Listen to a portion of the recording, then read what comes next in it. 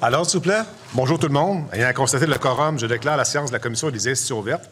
La Commission est réunie afin de poursuivre l'étude détaillée du projet de loi numéro 91, loi instaurant le tribunal unifié de la famille au sein de la Cour du Québec. Lors de l'ajournement de nos travaux hier, nous en étions à l'étude... Avant ça, est-ce qu'il y a des remplacements, M. le secrétaire? Absolument, M. le Président. Mme Massé-Sainte-Marie-Saint-Jacques est remplacée par M. Clich-Rivard et Henri Saint-Anne. Merci beaucoup. Donc, je disais que lors de l'ajournement de nos travaux hier, nous étions à l'étude de l'article 28. Donc, intervention sur l'article 28.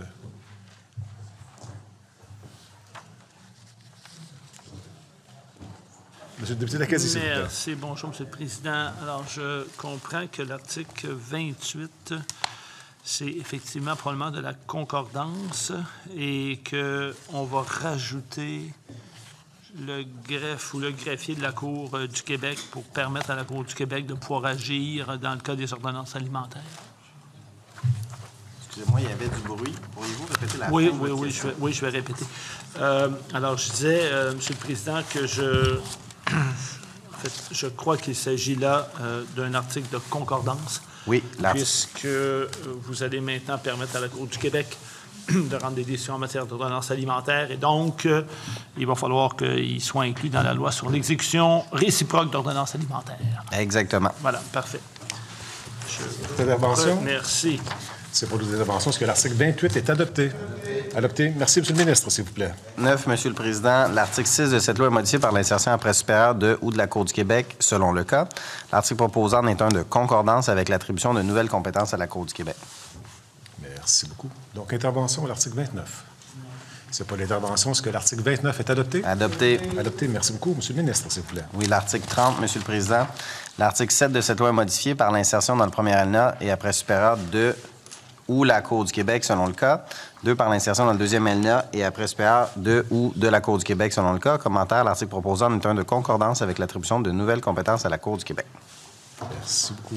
Intervention sur l'article 30. C'est pas l'intervention. Est-ce que l'article 30 est adopté? Adopté. Merci beaucoup, M. le ministre, s'il vous plaît. Alors, M. le Président, l'article 31.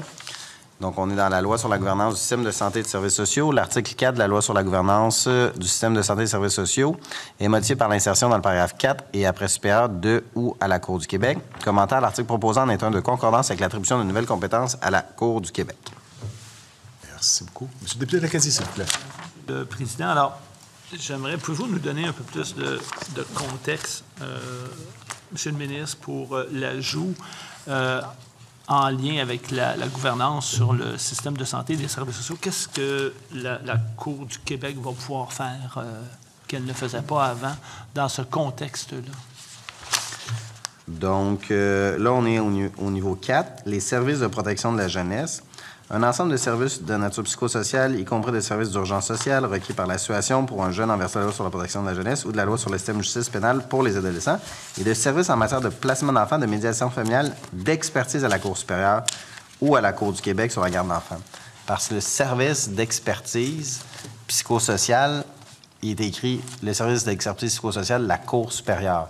Or, puisque la Cour du Québec désormais agit en matière familiale, le service d'expertise, c'est le service d'expertise qui existe. Il avait été utilisé le vocable de la Cour supérieure parce qu'il y a juste la Cour supérieure qui s'en servait. Maintenant, c'est également de la Cour du Québec.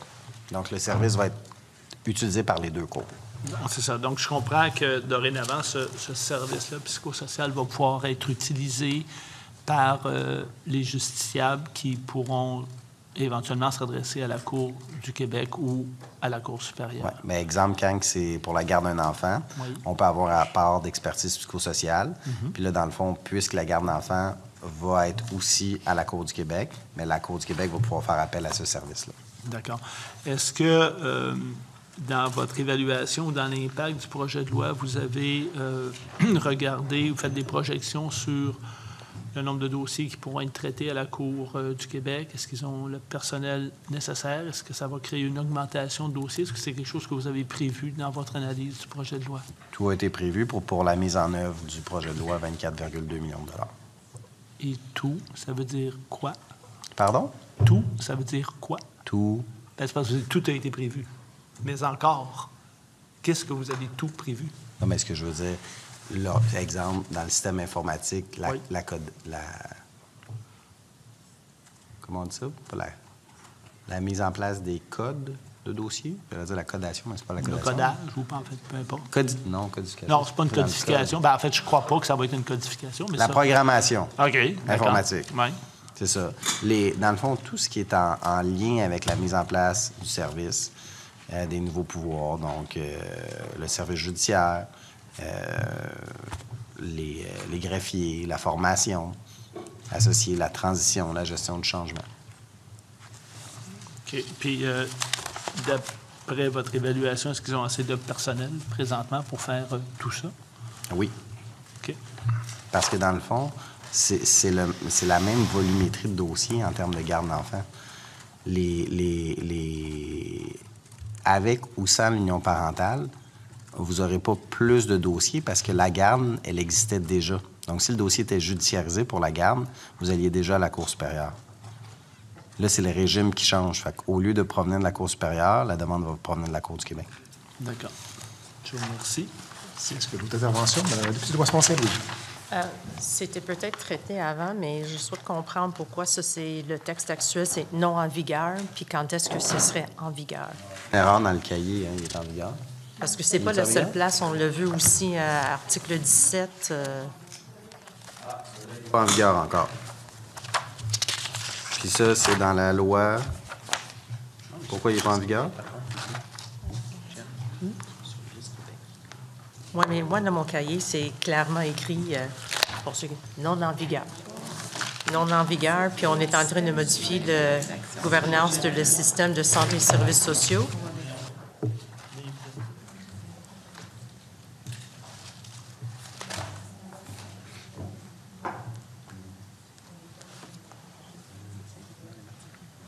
Monsieur le ministre? Je vais vous revenir parce que dans le cahier, dans le fond, le système de la refonte, il y a un délai. Dans le fond, nous, au ministère de la Justice, là, exemple, quand on adopte une loi, là, quand on va la sanctionner, là, avant qu'elle soit mise à jour, supposons une loi modificatrice, OK? Avant qu'elle soit mise à jour, supposons sur Publication du Québec, ça peut prendre plusieurs mois. Fait qu'au moment, supposons il est en vigueur? OK, bon. L'article est en vigueur. Donc, le non en vigueur n'est pas bon.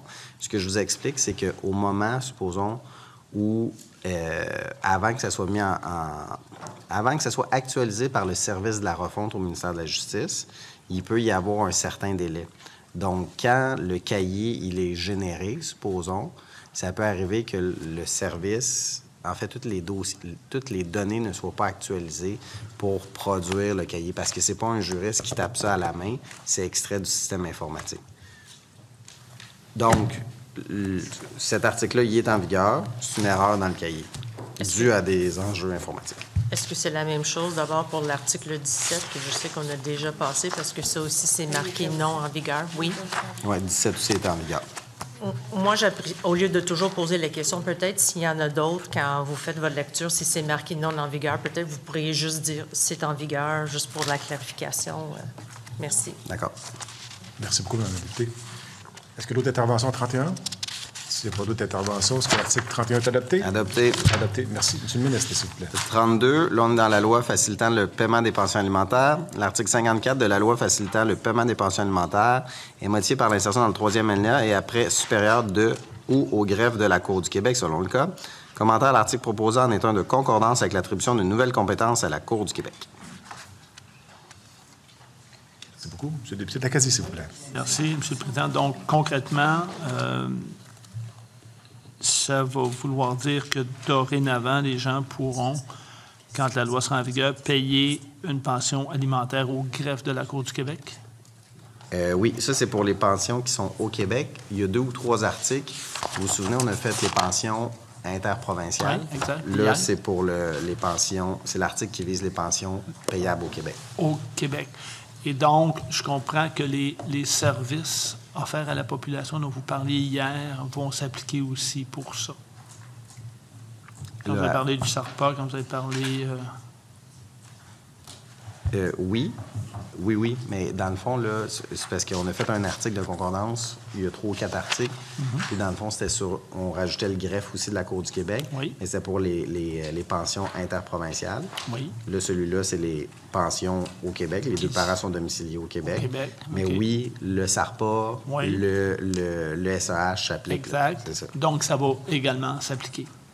Le SAH puis Oui. le SARPA? Oui. Oui. Parfait. Merci. Merci. Autre intervention? Si on n'a pas d'autres interventions, est-ce que l'article 32 est adopté? Adopté. Merci, M. le ministre, s'il vous plaît.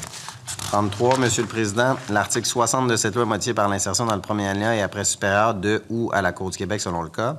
Commentaire, l'article proposé en état de concordance avec l'attribution d'une nouvelle compétence à la Cour du Québec.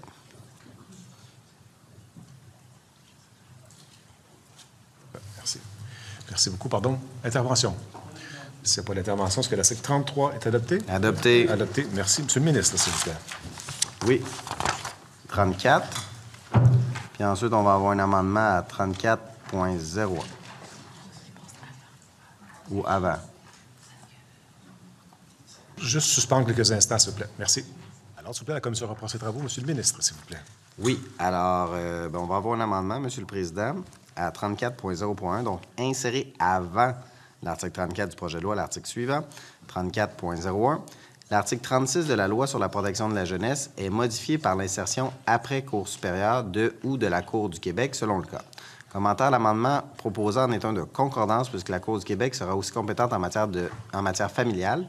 Les nouveaux articles 37.1 et 37.2 du Code de procédure civile introduits par l'article 2 du projet de loi. Merci beaucoup. Intervention sur l'amendement introduisant le nouvel article 34.01. Juste, peut-être, Monsieur le ministre, que vous nous expliquiez dans les faits qu'est-ce que ça va faire exactement. Puis je comprends que vous le mettez à 34.0.1 parce que vous modifiez un article qui est avant l'article 96, c'est l'article 34. Oui. Et cet article-là de la Loi sur la protection de la jeunesse permet à un intervenant de la DPJ d'obtenir auprès du greffe de la Cour supérieure copie d'un jugement ou d'un acte de procédure en matière familiale qui concerne un enfant faisant l'objet d'un signalement. Donc, on ajoute donc la Cour du Québec parce que la Cour du Québec est compétente désormais en matière familiale. D'accord. Donc, quelqu'un de la DPJ pourrait s'adresser dorénavant à la Cour du Québec et ou à la Cour supérieure, parce que je comprends que la Cour supérieure ne va pas perdre sa compétence. Exactement. OK, parfait. Et là, j'imagine que pour faire en sorte que ça fonctionne bien, est-ce que c'est votre coordonnateur judiciaire qui va aider quelqu'un, par exemple, de la DPJ, qui voudra avoir accès à un document ou s'assurer que les gens sont informés qu'il y a une décision qui a été rendue puis qui est dans le dossier de la Cour? Non, mais là, c'est dans le cadre du travail de l'intervenant de la protection de la jeunesse qui est Oui. habitué déjà là, OK. à agir. Donc, c'est uniquement une question de greffe là, de l'autorisation. Parfait. Merci. Est-ce qu'il y a d'autres interventions sur l'amendement du ministre? S'il n'y a pas d'intervention, est-ce que l'amendement introduisant le nouvel article 34.01 est adopté? Donc, le nouvel article 34.01 est adopté. Merci, M. le ministre. Oui, l'article 34, l'article 96 de la Loi sur la protection de la jeunesse, modifié par l'article 44 du chapitre 22 des lois de 2024, est de nouveau modifié. 1. Dans le premier alinéa, par la suppression dans ce qui précède du paragraphe A de 2. B. Par l'insertion au début du paragraphe A de 2. C. Par le remplacement dans le paragraphe B de les par des. Par le remplacement dans le paragraphe C de les par des. E. Dans le paragraphe C.1. I. Par le remplacement de le par du, partout où cela se trouve. 2. I. Par le remplacement de une par d'une. F. Par le remplacement dans le paragraphe D de le par du, partout où cela se trouve. G. Par le remplacement dans le paragraphe E de le par du. H. Par l'insertion au début du paragraphe G de. Par le remplacement dans le paragraphe H de le par du. Par le remplacement dans le paragraphe J de le par du. K. Par le remplacement dans le paragraphe K de le par du. 2. Par l'insertion dans le deuxième alinéa et après Cour supérieure de ou de la Cour du Québec, selon le cas. Le commentaire, l'article proposé en état de concordance avec l'attribution de nouvelles compétences à la Cour du Québec. Jean, le ministre n'a pas de problème d'élocution, donc c'était juste de lire l'article tel qu'il était. Alors, merci. Intervention. Oui. Monsieur le député Cadier. Monsieur le Président, donc je comprends que si j'ai bien suivi, vous remplacez, par exemple, le par du ou les par des? Oui, mais avec la structure de français, il y avait des erreurs, là. Oui, ça disait de les. Exemple, quand on dit l'article 96, un dossier du tribunal est confidentiel. Nul ne peut en prendre connaissance ou en recevoir copie ou un exemplaire, à l'exception de l'enfant, de les parents, de les avocats. Oui, donc il y avait, mettons que c'était peut-être pas idéal, n'est-ce pas? C'est ça. D'où la correction. Et donc, vous avez ça de le juge, et donc ça va être du juge. C'est ça. Je comprends. Très bien. Je vous remercie. Beaucoup. Autre intervention? S'il n'y a pas d'autres interventions, est-ce que l'article 34 est adopté? Adopté. Adopté. Merci beaucoup, M. le ministre. 35. L'article 82 de la Loi sur les services de santé et les services sociaux pour les Inuits et les Naskapi est modifié par l'insertion dans le premier alinéa et après supérieur de ou à la Cour du Québec. Commentaire, l'article proposé en est un de concordance avec l'attribution de nouvelles compétences à la Cour du Québec.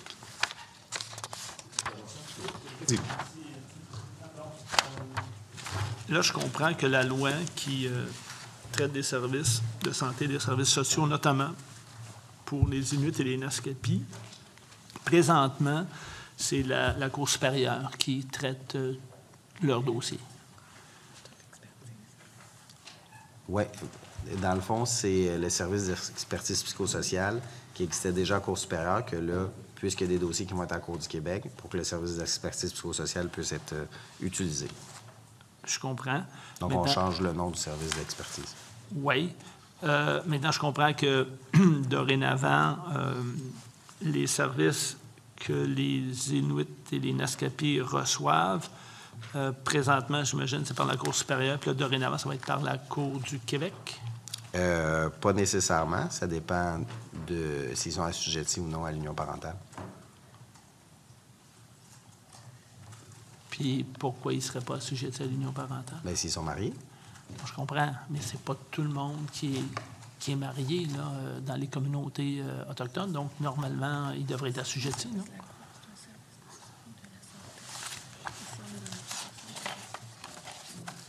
Service du ministère de la Santé. Oui. Mais à votre question, donc la mission d'un centre de protection de l'enfance et de la jeunesse est d'offrir dans la région des services de nature psychosociale, y compris les services d'urgence sociale requis par la situation d'un jeune en vertu de la loi sur la protection de la jeunesse et de la loi sur le système de justice pour adolescents, ainsi qu'en matière de placement d'enfants, de médiation familiale, d'expertise à la Cour supérieure ou à la Cour du Québec sur la garde d'enfants, d'adoption, de recherche des antécédents sociobiologiques ou de retrouvailles.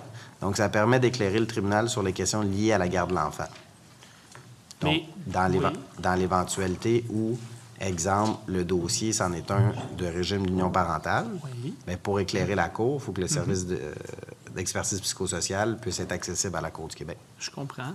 Puis je comprends que dans ce cas-ci, évidemment, on parle de services qui sont rendus notamment à des membres des Premières Nations. Oui. Oui. Bien, ils en ont chez les Premières Nations des personnes qui vivent en union civile. Ça existe, ils ne sont pas juste mariés. Là. Mm-hmm. D'accord. Donc, est-ce que vous les avez consultés à ce sujet-là? Par rapport à la modification législative? Oui. Puis par rapport à votre projet de loi? Bien, la modification, elle est publique. Le projet de loi est public et déposé. Oui, ça, vous avez raison. Quand le gouvernement dépose un projet de loi, il est public. Clairement. Maintenant, ma question, c'est pas ça. Avant de déposer votre projet de loi, est-ce que vous les avez consultés, les Premières Nations? Mais vous savez qu'il y a le privilège parlementaire qui s'applique.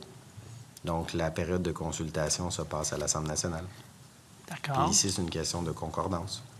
Uniquement. Par contre, on a vu d'autres éléments dans le projet de loi qui ne sont pas uniquement des éléments de concordance. Effectivement. Quand on a parlé, on a parlé longuement hier de toute la question de la médiation obligatoire. Donc, là-dessus, ma compréhension, c'est qu'il y a des membres des Premières Nations et des Inuits qui en ont déjà de la médiation au sein de leur communauté pour régler leur question d'union parentale. Est-ce que, donc, vous avez contacté les membres des Premières Nations pour leur parler de ce que vous vouliez faire avec votre projet de loi? Ou, si vous ne l'avez pas fait avant, une fois le projet de loi déposé, est-ce que vous leur avez parlé, contacté pour essayer de déterminer l'impact de votre projet de loi sur ce qui peut déjà exister dans les communautés autochtones? Bien, le droit québécois s'applique sur l'ensemble du territoire québécois. Oui, ça, il n'y a pas... Donc, les lois qui sont édictées à l'Assemblée nationale s'appliquent sur l'ensemble du territoire québécois. Oui, ça c'est très clair. On ne remet pas ça en question. Ce que j'essaie de vous dire, M. le ministre, c'est que on a reçu, puis on en a parlé hier, mais on a reçu le 31 mars une lettre qui est adressée au président de la commission en provenance du C3S des Premières Nations du Québec et du Labrador, qui souligne ou qui met en lumière la réalité qu'ils vivent dans le domaine de toute la question de l'union civile, du mariage. Et ils nous expliquent par cette lettre-là qu'ils ont déjà des services qu'ils offrent aux populations des Premières Nations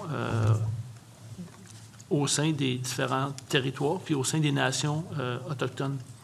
Donc, ma question, c'est: est-ce que vous avez évalué, quand on parlait notamment de médiation obligatoire, est-ce que vous avez évalué si ça existait chez eux, puis quel va être l'impact de votre projet de loi? Parce que c'est clair, les lois du Québec s'appliquent au Québec. Là. Ça, il n'y a pas d'équivoque là-dessus. Là. On ne parle pas d'autre chose que ça, mais les lois du Québec ont un impact sur le monde au Québec, par exemple. Donc ça, est-ce que vous avez évalué ce que ça va faire? Bien, je suis heureux que vous soyez du même avis que moi, que les lois québécoises s'appliquent sur l'ensemble du territoire québécois, puis l'ensemble de la population en est régie. Relativement aux modalités qui s'appliquent déjà, elles pourront continuer de s'appliquer s'il y a de la médiation. À partir du moment où, supposons, le dossier il est judiciarisé, mais là, à ce moment-là, c'est les règles qui s'appliquent avec la médiation obligatoire. Donc, si les parties ont déjà été en médiation par un médiateur accrédité, ils n'auront pas besoin de retourner en médiation. Et est-ce que vous allez avoir des médiateurs accrédités qui ont une connaissance de la réalité des Premières Nations? Bien, les parties peuvent choisir leur médiateur. Sauf que vous avez, si mon souvenir est bon, dans le projet de loi, on parle de médiateur accrédité. D'accord. Et est-ce que dans les médiateurs accrédités, ils ont une connaissance de la réalité de ce que vivent les Premières Nations? Bien, écoutez, je ne connais pas tous les médiateurs familiaux accrédités au Québec. Alors, les médiateurs familiaux peuvent avoir une expertise dans ce domaine-là aussi. Est-ce que vous êtes prêt à considérer qu'il devrait y avoir une connaissance de la réalité puis de la culture des Premières Nations une fois que la loi va être adoptée puis que ça va s'appliquer, évidemment, sur l'ensemble du territoire québécois? Bien, en fait, les médiateurs accrédités existent déjà. Oui. Donc, ils sont disponibles aussi, actuellement, dans l'état du droit. Mais ma compréhension, puis je peux me tromper, dans la lettre qui nous a été envoyée, c'est qu'ils ont déjà, chez les Premières Nations, des gens qui servent ou qui utilisent ou qui ont des connaissances de médiateurs, mais qui sont utilisés par les communautés autochtones. Est-ce que ces gens-là vont pouvoir continuer d'agir ou s'ils ne pourront plus, compte tenu du projet de loi qui parle de médiateurs accrédités? Bien, le règlement, avant le projet de loi, là, oui. On oublie le projet de loi, là. Ici, le règlement sur les médiateurs accrédités existe déjà. Oui. Donc, les personnes qui font de la médiation familiale doivent déjà être accréditées. C'est ça le régime juridique. OK. Et c'est la médiation familiale. Si les organismes accréditeurs veulent inclure de la formation supplémentaire, moi, je suis très ouvert à ça, puis on pourra avoir une discussion avec eux. Donc, vous vous engagez à avoir une discussion avec eux? Avec les organismes accréditeurs, certainement. Non, avec les Premières Nations. Non, ceux qui accréditent les médiateurs familiaux, oui. Ce sont les organismes accréditeurs qui déterminent la formation. Donc, exemple, le barreau, la Chambre des notaires, tout ça. Moi, je suis ouvert à avoir cette discussion-là avec eux. Mais est-ce que vous êtes aussi ouvert à avoir une discussion avec les Premières Nations compte tenu de l'impact que le projet de loi peut avoir chez eux? Bien, certainement. Je suis toujours ouvert à la discussion. D'accord.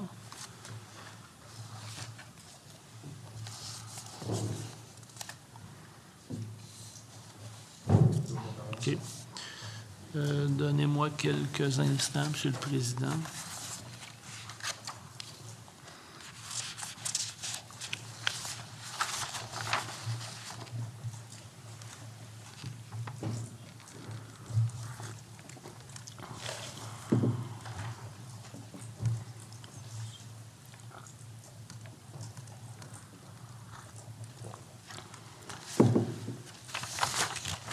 Et dans la lettre qui nous a été envoyée hier, déposée en fait à la commission, on dit entre autres que à Akwesasne, ils ont une cour qui octroie des pouvoirs en matière de résolution des différends, dont ceux relatifs aux biens matrimoniaux. Ça serait la même chose en Maastricht. Est-ce que dans l'application du projet de loi, vous allez prévoir ou dans la réglementation des certaines flexibilités pour que ces services qui sont offerts à la population puissent continuer à l'être au sein des Premières Nations? Bien, c'est un régime juridique qui est complexe. Donc, pour ce qui est de la médiation, ça peut se faire sur communauté. Il y a de la médiation aussi à distance qui se fait, ça, c'est pas un enjeu. Pour ce à quoi vous faites référence à une loi adoptée par le Parlement fédéral. Donc, lorsque des régimes juridiques complémentaires,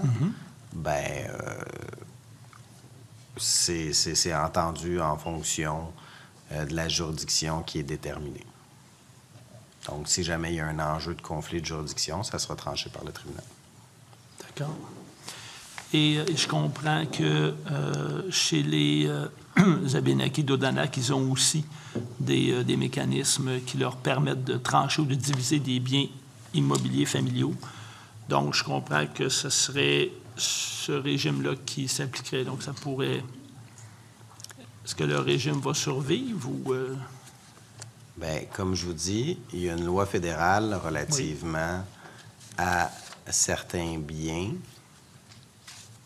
qui se retrouvent sur réserve. Cela étant, le patrimoine d'union parentale s'applique également. Donc, l'union parentale, elle est plus large uniquement que ce qui est prévu dans la loi fédérale sur les biens qui sont sur réserve, relativement à certains biens. Oui. Donc, si d'aventure il y avait un conflit de juridiction, ce sera aux tribunaux soit de décliner compétence, soit de résoudre ce conflit de compétences-là qui pourrait exister. Si d'aventure il est soulevé, si d'aventure il existe. Okay.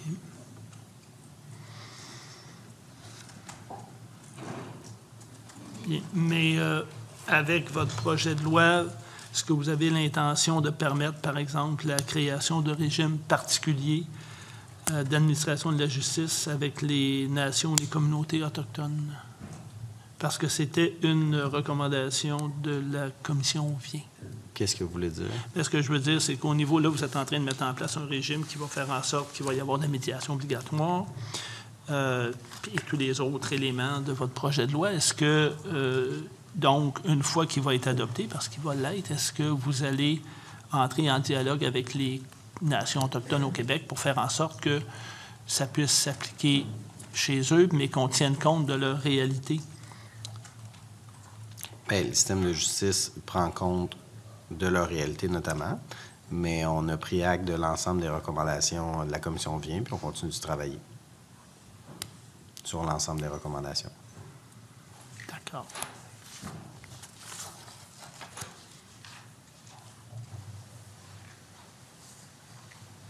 Et donc, je comprends votre engagement à dialoguer avec les Premières Nations pour que, lorsque le projet de loi va être en vigueur, on essaie d'éviter le plus de conflits possible puis qu'on respecte ce qu'ils font déjà au sein de leur communauté. Bien, je suis toujours ouvert au dialogue. Juste être clair, la loi, à partir du moment où elle est sanctionnée, elle s'applique. Bien oui, ça, clairement. Là. À l'ensemble du territoire québécois. Oui, mais en fait, après ça, bien, il y a toujours une question d'arrimage. Tenir compte des réalités propres aux Premières Nations. Tout à fait. Et donc, je comprends que quand vous avez évalué le projet de loi, vous n'avez pas nécessairement évalué l'impact que ça pourrait avoir chez les Premières Nations. Mais le régime s'applique déjà antérieurement au projet de loi. Dans le fond, Okay. La loi sur le divorce s'applique, les règles associées à la Cour supérieure s'appliquaient également. Là, ce qu'on fait, c'est que pour ceux qui vont être en régime d'union parentale, en union civile ou en grossesse pour autrui, mais ça va se dérouler à la Cour du Québec. Donc, c'est une question de procédure. D'accord. Merci. Merci. Est-ce que d'autres interventions? Si on a d'autres interventions, est-ce que l'article 35 est adopté? Adopté. Adopté. Merci, M. le ministre. s'il vous plaît. 36, l'article 1 du règlement sur l'aide juridique est modifié par le remplacement dans le premier alinéa de haut paragraphe par haut paragraphe 1.01 et partout où cela se trouve. Commentaire. L'article proposé en est un de concordance avec les modifications proposées à l'article 4.7 de la loi sur l'aide juridique et sur la prestation de certains autres services juridiques par l'article 22 du projet de loi. Donc, l'article 22 qu'on a adopté plus tôt. Merci. M. le député Lacazzi, s'il vous plaît. Alors, concrètement, qu'est-ce que ça va donner? Donc, là, on élargit au paragraphe 1.01 et 1.1, puis c'est le SAH, le service d'aide à l'homologation. OK. Donc, c'est en fait la discussion qu'on a eue hier. Oui, exactement. Très bien. Je vous remercie.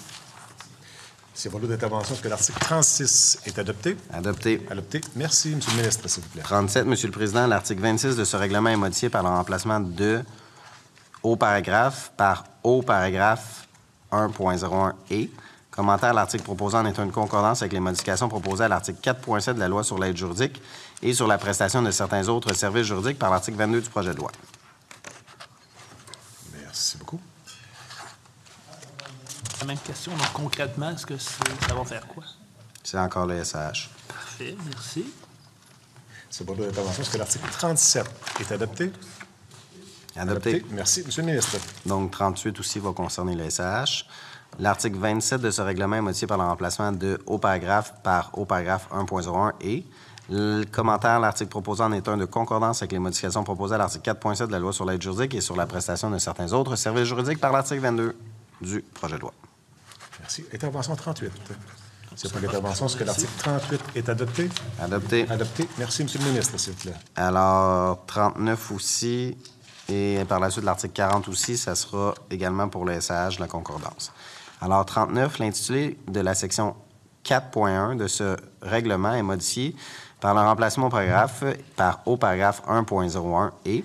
Commentaire, l'article proposé en est un de concordance avec les modifications proposées à l'article 4.7 de la loi sur l'aide juridique et sur la prestation de certains autres services juridiques par l'article 22 du projet de loi.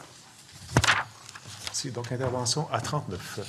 C'est pas l'intervention. Est-ce que l'article 39 est adopté? Adopté. Adopté. Monsieur le ministre, pour 40, Monsieur le Président, l'article 37 point de ce règlement est modifié par le remplacement dans le troisième alinéa de haut paragraphe par haut paragraphe 1.01 et. Commentaire, l'article proposé en est un de concordance avec les modifications proposées à l'article 4.7 de la loi sur l'aide juridique et sur la prestation de certains autres services juridiques par l'article 22 du projet de loi. Merci beaucoup. Intervention à 40. S'il n'y a pas d'intervention, est-ce que l'article 40 est adopté? Adopté. Adopté. Monsieur le ministre, s'il vous plaît. Et 41, l'article 69.1 du règlement d'application de la loi sur l'aide juridique et sur la prestation de certains autres services juridiques est modifié dans le premier alinéa 1 par l'insertion après jeunesse et celle relevant de la compétence du tribunal unifié de la famille prévue au paragraphe 2 et 4 du premier alinéa de l'article 83 de la loi sur les tribunaux judiciaires. 2. Par l'insertion après cette chambre de ou ce tribunal. Commentaire, l'article proposé en est un de concordance avec la création du tribunal unifié de la famille. Intervention, M. le député Lacazzi. Président, donc, dans les faits, ça va permettre de donner des services juridiques payés par l'aide juridique dans différents scénarios ou ça étend pas la couverture ou qu'est-ce que ça va donner concrètement? Cet ajout est en lien avec la création du tribunal unifié, lequel entendra les matières relatives à la protection de la jeunesse et à l'adoption. Donc, l'article 69.1 se lit dans les districts judiciaires de Montréal et de Québec. Les centres d'aide juridique concernés doivent, dans les matières relevant de la compétence de la Cour du Québec, Chambre de la jeunesse et celles relevant de la compétence du tribunal unifié de la famille prévues au paragraphe 2 et 4 du premier alinéa, l'article 83 de la loi sur les tribunaux judiciaires, procéder à l'étude des demandes d'aide juridique s'y rapportant et statuer en ces matières sur l'admissibilité des requérants sur les lieux mêmes où cette chambre ou ce tribunal tient ses séances pendant les heures d'ouverture du greffe dans le district de Montréal. Donc ça ne change pas le panier de services, on fait juste l'adapter au fait qu'il y a des dossiers qui vont être entendus au tribunal unifié. Fait que dans le fond, ils vont étudier les demandes pour celles qui vont à la Chambre de la jeunesse puis celles qui vont au tribunal unifié. Et est-ce que j'ai compris que c'est seulement pour Montréal et Québec ou c'est pour l'ensemble du territoire québécois? Ben, il y a une spécification que c'est juste pour Montréal et Québec. Sur les lieux même où cette chambre ou le tribunal tient séance. Donc, c'est les demandes sur place. Tandis que dans les autres régions, les demandes ne se font pas nécessairement au palais. Donc, c'est seulement à Montréal et Québec qu'il peut y avoir des demandes qui sont faites directement au palais de justice. C'est ce que indique le règlement. OK. Puis dans les autres districts, il faut que ça soit fait à l'avance. C'est ce que prévoit le règlement. Ça se fait au bureau d'aide juridique.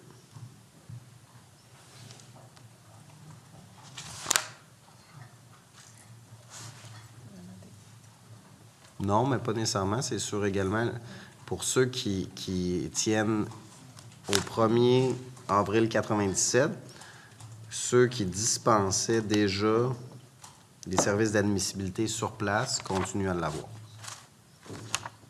Par exemple, c'est au palais de justice de Saint-Hyacinthe, ce que je comprends. Ils faisaient l'admissibilité sur place. Il faut que ça continue d'être fait sur place. Mais pour Québec et Montréal, ils n'ont pas besoin d'aller au bureau d'aide juridique, ils peuvent le faire sur place. OK. Donc, dans les autres, puis là, vous ne savez pas si ça peut se faire sur place dans tous les districts. Bien, ceux qui le faisaient avant 1997 doivent maintenir ce service. Fait que ceux qui ne le faisaient pas au 1er avril 97, ils l'ont pas. Donc, s'il y a une région où il ne le faisait pas au 1er avril 1997, puis que ça se faisait, par exemple, au bureau de l'aide juridique, ils ne sont pas obligés d'offrir le service sur place. Donc, il faut que la personne s'adresse au bureau de l'aide juridique avant.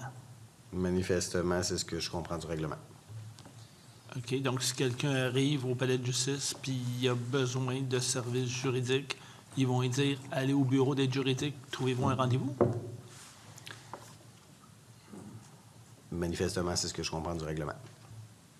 OK. Même s'il y a un dossier au tribunal ce journée-là. Ils vont suspendre le dossier. Ah oui, clairement, là, c'est sûr. Mais ce que je veux dire, donc, il va y avoir un report du dossier.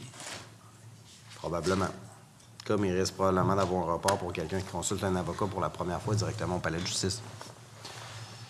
Oui, encore là, ça dépend pourquoi on consulte l'avocat, là, clairement, là. Mais effectivement, donc, sauf qu'à Montréal et Québec, l'évaluation peut se faire directement dans le palais. C'est ce qu'on comprend.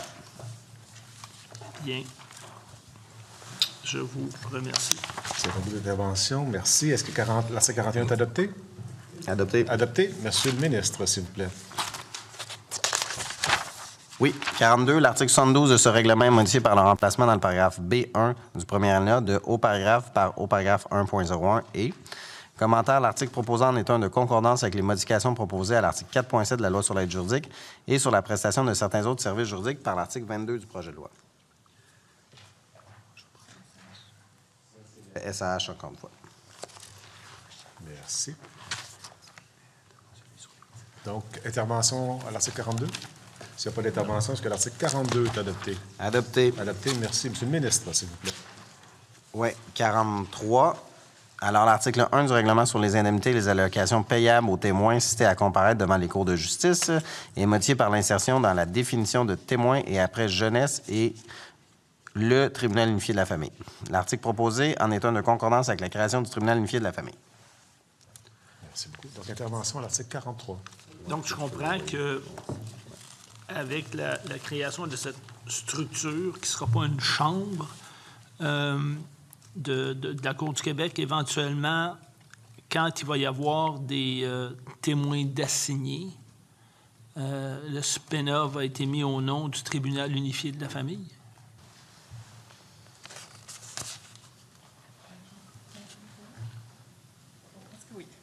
Probablement.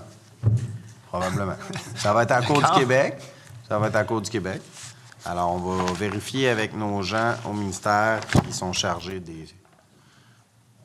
la procédure de subpoena. Mais pourquoi ça ne peut pas être juste au nom de la Cour du Québec, point? Parce que ça va être la Cour du Québec. Tu sais, j'essaie de simplifier les choses, là.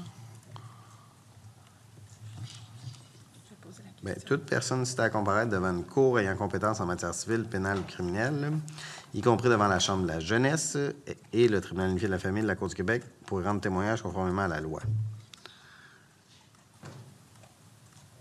Donc, vous voulez savoir sur l'entête du subpénat, est-ce qu'il est écrit Cour du Québec ou il est écrit Cour du Québec, tribunal unifié de la famille?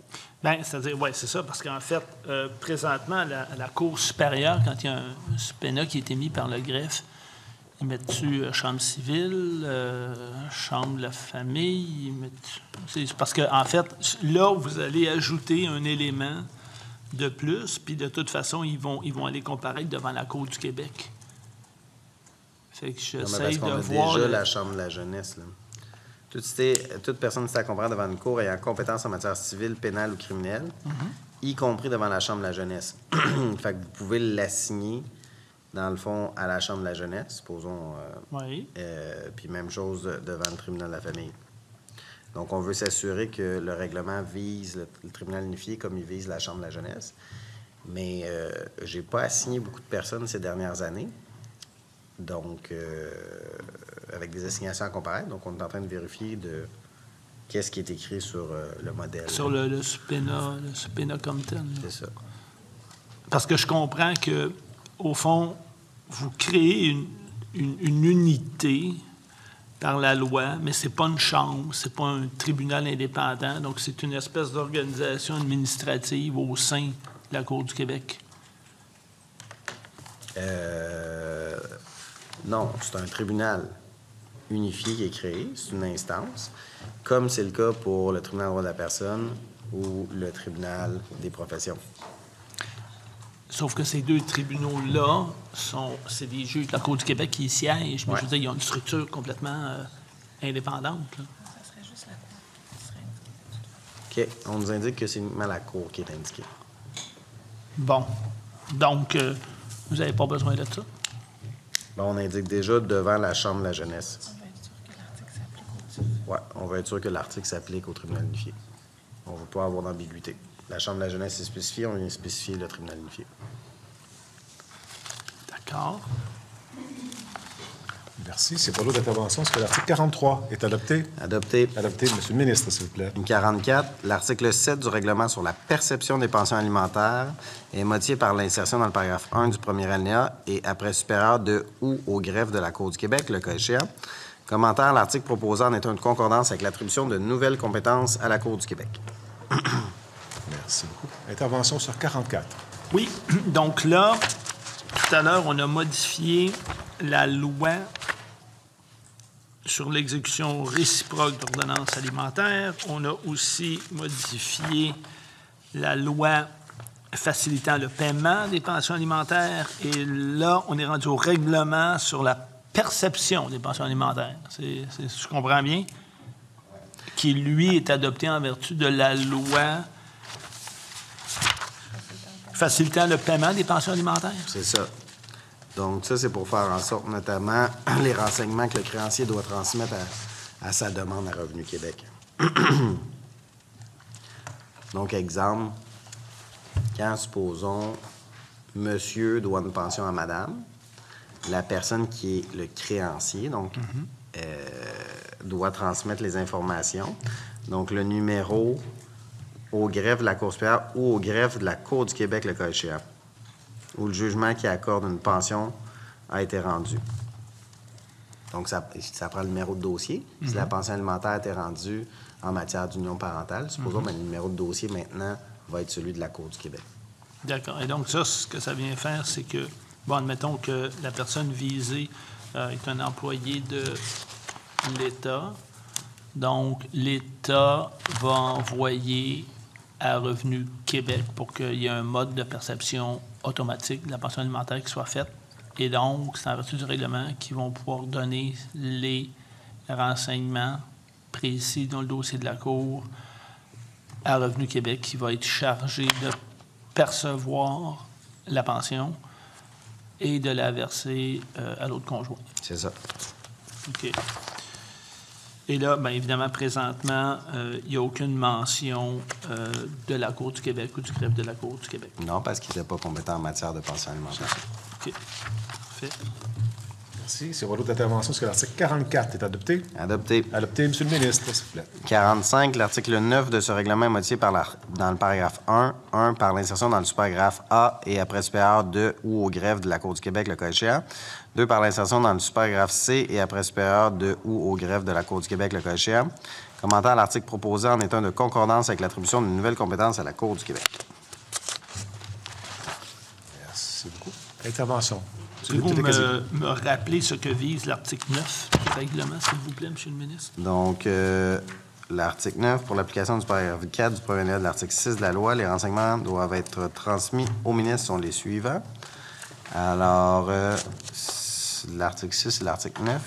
Donc, l'article 6, ça prévoit les renseignements que le greffier doit transmettre au ministre du Revenu lorsqu'un jugement comportant des aliments est rendu. Le paragraphe 4 de l'article 6 prévoit que certains renseignements sont prévus par règlement.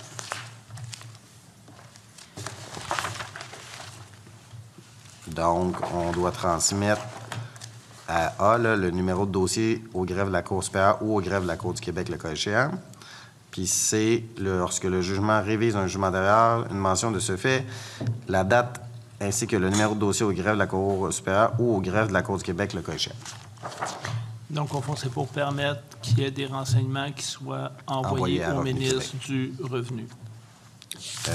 Ça, c'est à Revenu Québec. Oui, c'est ça, au ministre du Revenu. Parce C'est que ça. vous avez mentionné le ministre. C'est ça. Effectivement. Tout à fait. OK. Mais il ne le reçoit pas personnellement. C'est le ministère. Non, ça, on avait compris. Là. Effectivement. Là. Il ne gère pas ça tout seul non plus personnellement. Là. Ça, c'est clair. Là. Mais c'est très bien. Je vous remercie. Merci. Est-ce qu'il y a d'autres interventions? 48. C'est pas 45, pardon, excusez-moi. Président? 45, oui. Est-ce que c'est votre autre intervention? C'est l'article 45 est adopté? Adopté. Adopté, merci, M. le ministre. 46, les dispositions de la présente loi ne sont pas applicables aux instances en cours le jour de leur entrée en vigueur. L'article proposé prévoit une disposition transitoire selon laquelle les dispositions de la présente loi ne sont pas applicables aux instances en cours. Donc, exemple, s'il y a déjà une instance qui est introduite, le régime du tribunal unifié ne s'applique pas. Là. Donc, si l'instance est déjà démarrée, c'est les nouveaux dossiers qui vont se diriger là.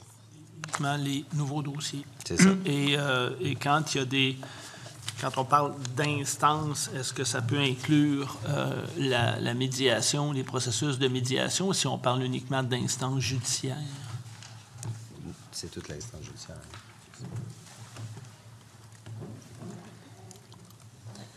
Oui, c'est tout, incluant la médiation, incluant la conciliation d'audience sommaire. Dans le fond, c'est tout. Tout ce qui a déjà démarré, c'est l'ancien régime. Une nouvelle introduction de procédure, c'est le nouveau régime. OK. Bien. Merci. Merci. C'est pour d'autres interventions. Est-ce que l'article 46 est adopté? Adopté. 46, oui. Merci. Alors, Monsieur le ministre, s'il vous plaît. Oui. Alors là, considérant que Monsieur le député de l'Acadie va avoir un amendement à déposer cet après-midi, il me restait un amendement de concordance relativement au titre, donc je vous ramènerai à l'article 12. Et suite à ça, pour ne pas fermer le projet de loi, dans le fond, je suspendrai 47 pour faire en sorte de, par la suite, mieux vous revenir tout à l'heure, M. le Président. Déjà en consulté. C'est ça. Consentement, donc, pour ouvrir l'article 12 adopté précédemment. Il y a Consentement. Alors, Monsieur le ministre, l'amendement, on va l'afficher. OK. Oui. Donc, Monsieur le Président, remplacer l'article 12 du projet de loi par le suivant. 12, l'intitulé de la section 1 de la partie 3 de la loi sur les tribunaux judiciaires est modifié par le remplacement de division régionale et chambre de la Cour par chambre de la Cour et tribunal unifié de la famille. Commentaire, l'amendement proposé corrige une erreur de concordance qui n'a pas été effectuée en 1995 lorsque la notion de division régionale a été retirée de la loi sur les tribunaux judiciaires par le chapitre 42 des lois de 1995. Donc, les divisions régionales avaient été oubliées d'être supprimées. Alors, on fait du toilettage législatif. Oui, c'est ça, exact, parce que je me dis, les divisions régionales, là, présentement, il ne doit pas en avoir beaucoup, là. Il n'y en a pas. C'est ça, il n'y en a pas. Donc, OK, mais c'était resté dans la loi. Donc, d'accord, alors vous en profitez pour, comme vous l'avez dit, faire un ménage à la législation. D'accord. Je n'ai pas de commentaire. Merci. Donc, est-ce que l'amendement... La structure de la Cour, on reste avec des chambres et... Exactement. D'accord. Ce qu'on rajoute, c'est le tribunal unifié. Oui, non, ça c'est clair, là. Mais il n'y aura pas de division régionale au tribunal unifié? Non. Sinon, je vous suggérerais de ne pas l'abolir. D'accord. Merci. C'est votre intervention. Est-ce que l'amendement à l'article 12 est adopté? Adopté. Adopté. Donc, l'article 12 tel qu'amendé est adopté? Adopté. Adopté. Merci. Alors, M. le ministre?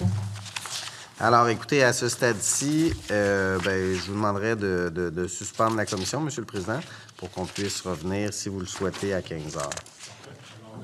On va suspendre la commission jusqu'à 15 heures cet après-midi. Merci, à tantôt. Alors, s'il vous plaît, bon après-midi à tout le monde. La commission poursuit l'étude détaillée du projet de loi numéro 91, loi instaurant le tribunal unifié de la famille au sein de la Cour du Québec. Avant de poursuivre, j'apporte une correction de forme à l'amendement adopté précédemment introduisant l'article 34.01 pour que cet amendement soit maintenant numéroté 33.1. Donc, le nouvel article 33.1 est adopté. Cela dit, M. le député d'Acadie, vous avez la parole. Oui, parfait. Merci, M. le Président. Donc, je vous demanderai que l'on puisse revenir finalement, en amont, plus en avant, pour déposer un amendement qui serait, au fond, l'article 1.1, qui viendrait modifier l'article 37 du Code de procédure civile. Très bien. Alors, je vais faire... Donc, c'est au greffier. Parfait.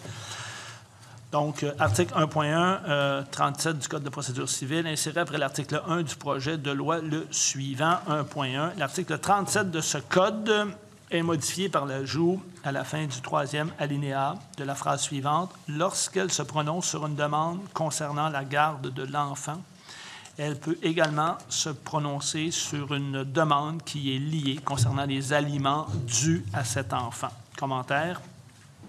L'amendement prévoit que la Cour du Québec peut, lorsqu'elle se prononce sur une demande concernant la garde de l'enfant, se prononcer sur une demande qui est liée concernant les aliments dus à cet enfant. Donc, le texte proposé se lirait ici. La Cour du Québec, donc article 37, la Cour du Québec connaît, à l'exclusion de la Cour supérieure, des demandes en matière d'adoption. Dans les autres matières relatives à la jeunesse, la compétence de la Cour et la procédure à suivre devant elle sont déterminées par les lois particulières. Lorsque la Cour du Québec est déjà saisie d'une demande en matière d'adoption ou de protection de la jeunesse, elle peut se prononcer sur les demandes qui sont liées concernant la garde de l'enfant, son émancipation, l'exercice de l'autorité parentale, la tutelle supplétive ou celle demandée par le directeur de la protection de la jeunesse. Lorsqu'elle se prononce sur une demande concernant la garde de l'enfant, elle peut également se prononcer sur une demande qui est liée concernant les aliments dus à cet enfant. Alors, j'ai proposé cet amendement et je remercie M. le ministre et son équipe de légistes qui, évidemment, nous proposent la rédaction de ce texte. Alors, je tiens à les remercier. J'ai fait cette proposition-là, M. le Président, parce que je voulais, évidemment, dans un but d'efficacité, faire en sorte que la Cour du Québec, puisque c'est la volonté du gouvernement qui va exercer maintenant une compétence en matière de tribunal de la famille, puisse, quand on est dans un cadre de garde d'enfants, qu'elle puisse également se prononcer sur les demandes reliées aux aliments plutôt que d'aller, par exemple, à la Cour supérieure. Et donc, je pense que c'est une mesure qui va être efficace. Donc, c'est la proposition que je fais et c'est l'amendement que je propose.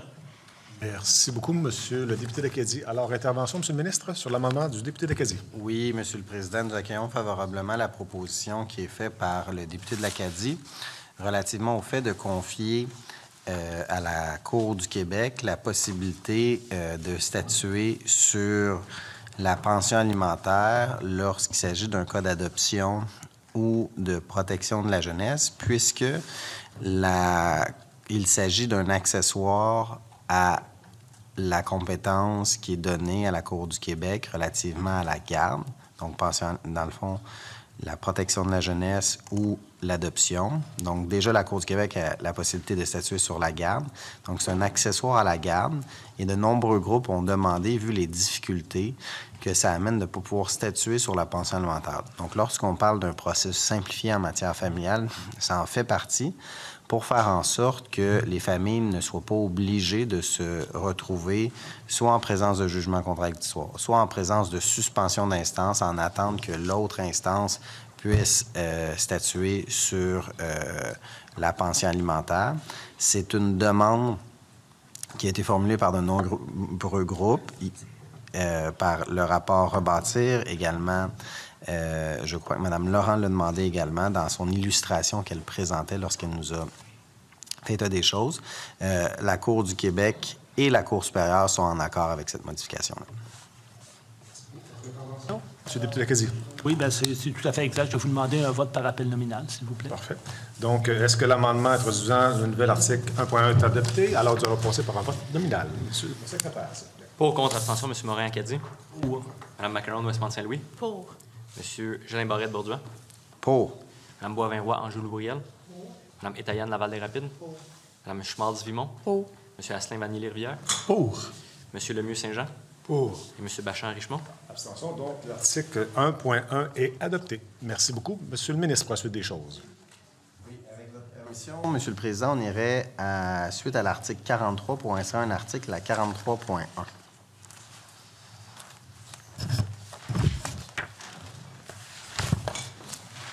Donc, on va mettre ça à l'écran. Merci.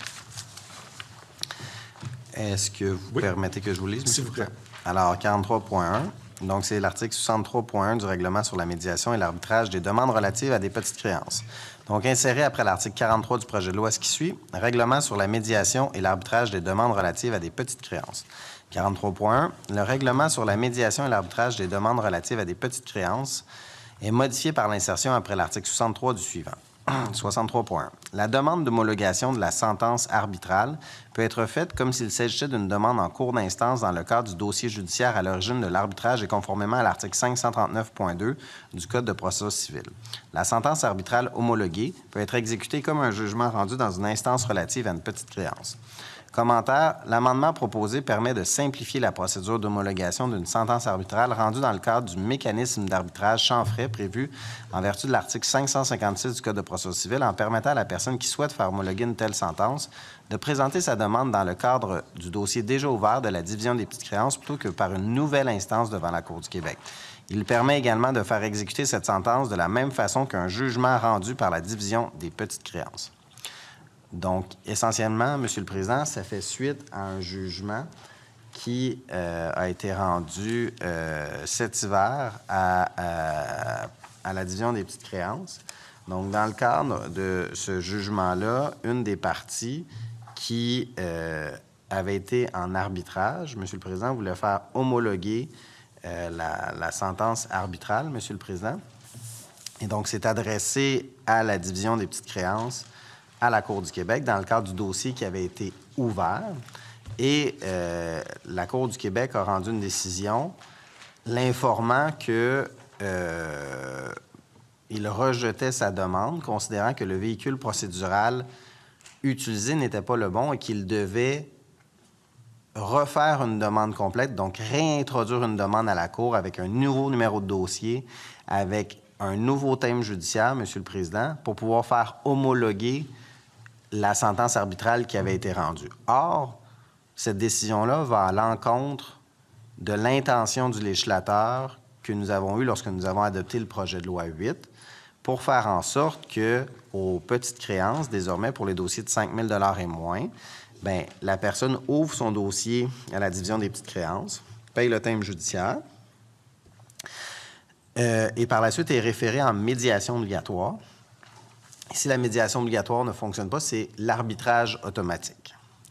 À ce moment-là, dans ce cas-ci, il était en arbitrage. Il y a une décision arbitrale qui a été rendue.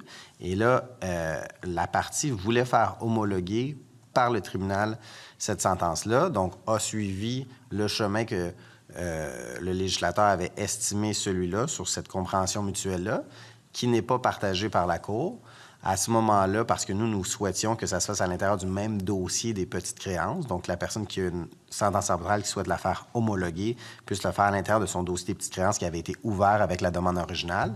La Cour n'a pas interprété le droit de cette façon-là. Alors, le législateur intervient et modifie le règlement avec l'amendement que nous proposons pour clarifier le droit et pour indiquer quel est l'état du droit.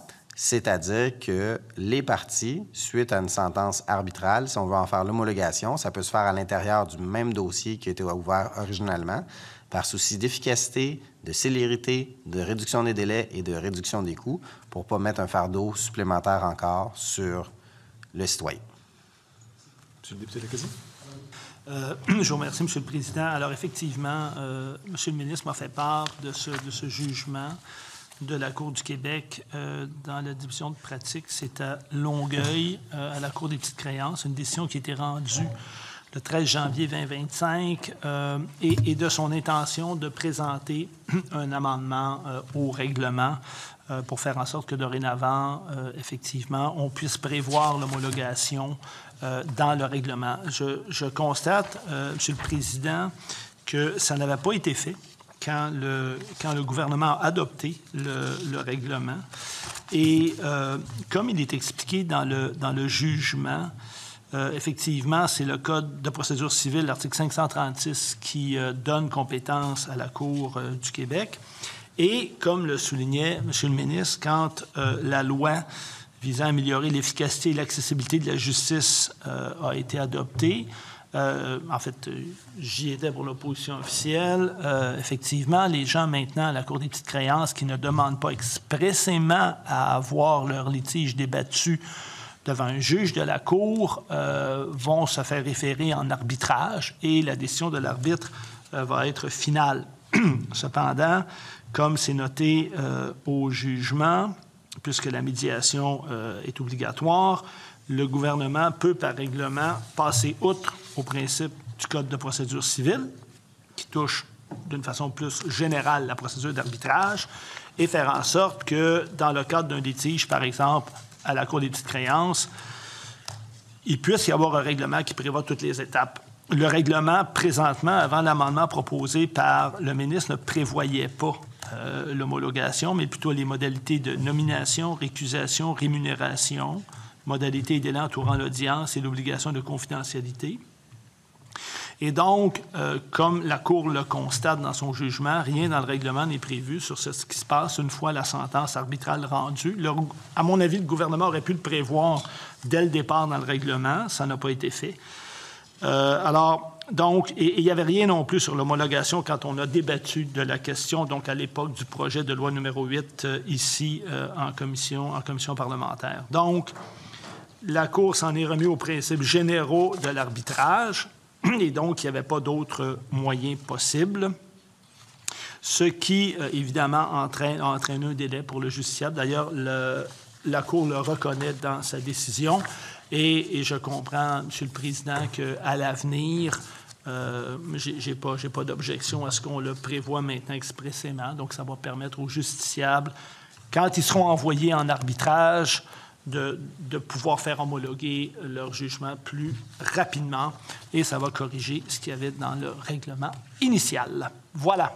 Merci beaucoup. Est-ce qu'il y a d'autres interventions? S'il n'y a pas d'autres interventions, est-ce que l'amendement introduisant le nouvel article 43... demander un vote par appel nominal. Alors, 43 points adoptés, donc vote appel par nominal. Monsieur le secrétaire. Pour, contre, abstention, M. Général Barrette, Borduas. Mme Boivin-Roy, Anjou-Loubriel. Mme Étayane, Laval-des-Rapides. Mme Schmalz-Vimont. Pour. M. Asselin, Vanier-les-Rivières. Pour. M. Lemieux-Saint-Jean. Pour. M. Morin-Acadie. Pour. Mme Macaron, Westmont-Saint-Louis. Pour. Et M. Bachand-Richemont. Abstention. Donc, le nouvel article 43.1 est adopté. Monsieur le ministre, s'il vous plaît. Oui. Alors, Monsieur le Président, avec votre permission, on réouvrerait l'article 46 pour déposer un amendement faisant suite à l'amendement que nous venons d'adopter. Est-ce qu'il y aurait consentement pour réouvrir? Oui. Et je vous accorde mon Merci consentement. beaucoup. Donc, l'article est réouvert. Monsieur le ministre. Oui. ajouter à la fin de l'article 46 du projet de loi, ouvre les guillemets, virgule, à l'exception de celle de l'article 43.1, ferme les guillemets, point. Commentaire. L'amendement proposé vise à permettre l'homologation des sentences arbitrales aux petites créances pour les instances en cours lors de l'entrée en vigueur de la loi. Donc, 46 se lirait ainsi. Les dispositions de la présente loi ne sont pas applicables aux instances en cours le jour de leur entrée en vigueur, virgule, à l'exception de celle de l'article 43.1. Donc, en matière d'union parentale, union civile, grossesse pour autrui, les instances qui ont déjà débuté, ils continuent selon le chemin actuel. Pour ce qui est des dossiers aux petites créances, dont le dossier serait déjà ouvert, dont les gens ont été en médiation, puis là, ils sont en arbitrage, supposons que présentement, ils sont en arbitrage ou ils vont y aller, mais le dossier est déjà ouvert des petites créances. Eux, ça s'applique, donc ils vont pouvoir bénéficier de l'homologation à la division des petites créances. Merci beaucoup. Je n'ai pas de commentaires. Merci. S'il n'y a pas d'autres interventions, est-ce que l'amendement à l'article 46 est adopté?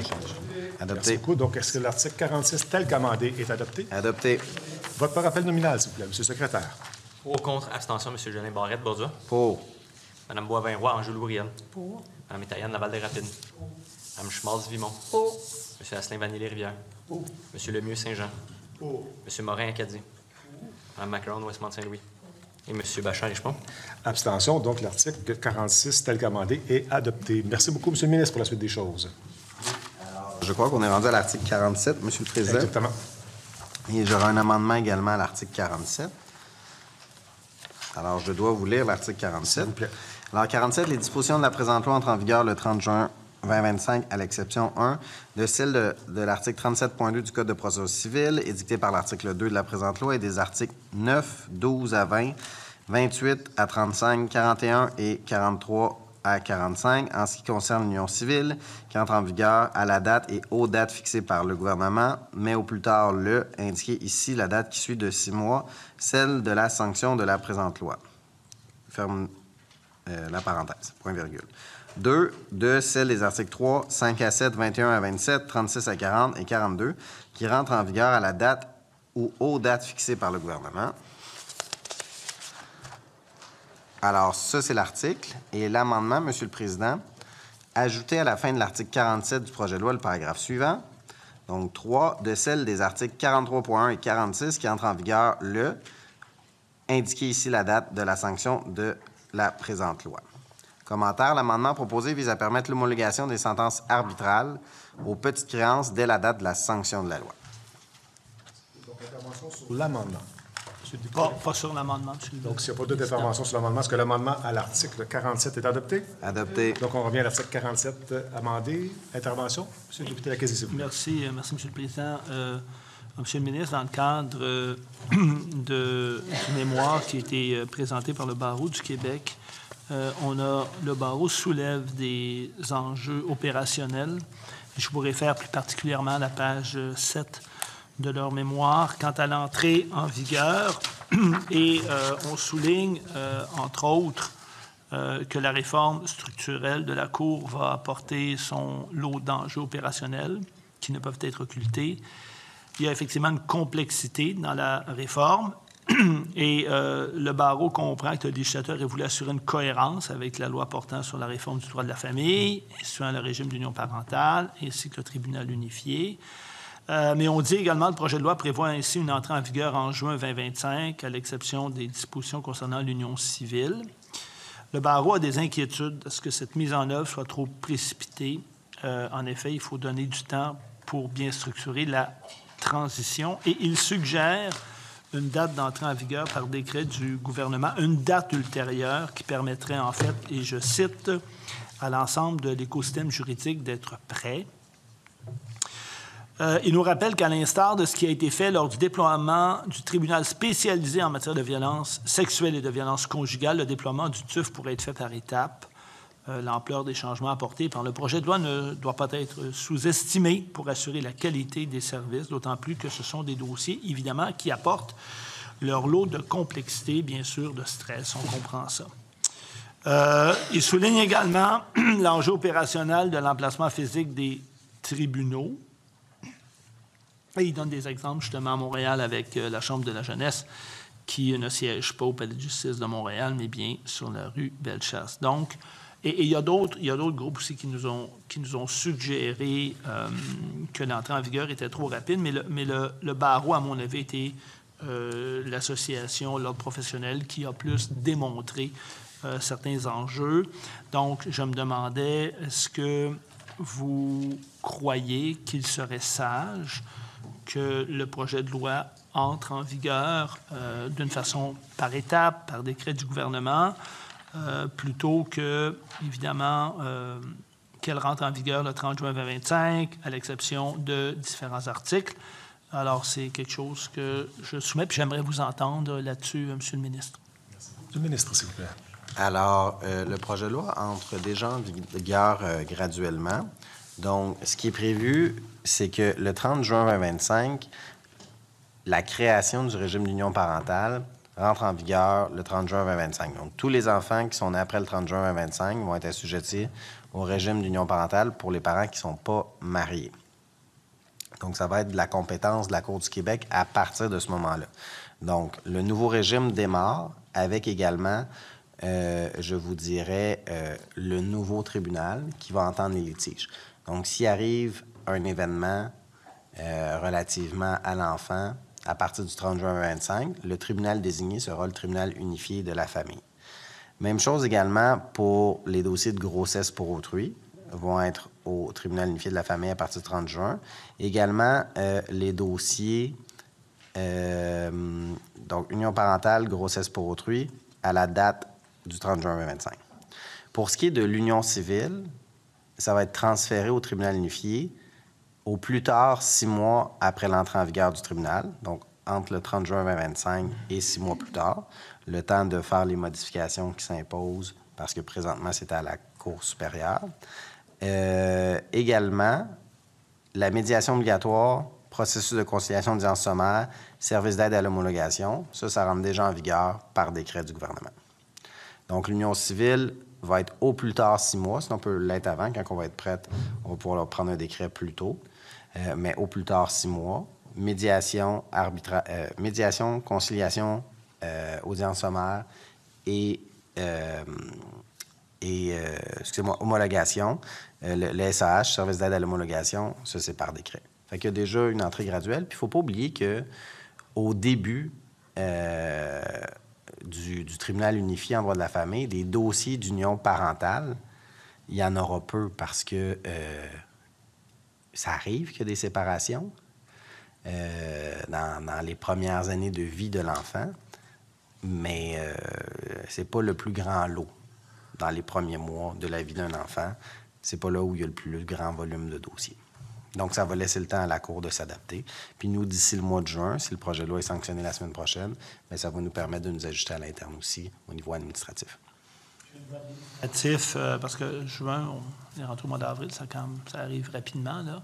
Vous avez fait une évaluation, vous allez avoir assez de temps, vos fonctionnaires, le personnel des greffes vont avoir assez de temps?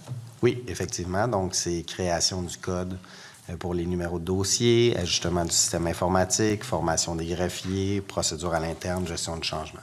Donc, on va avoir environ 3 mois.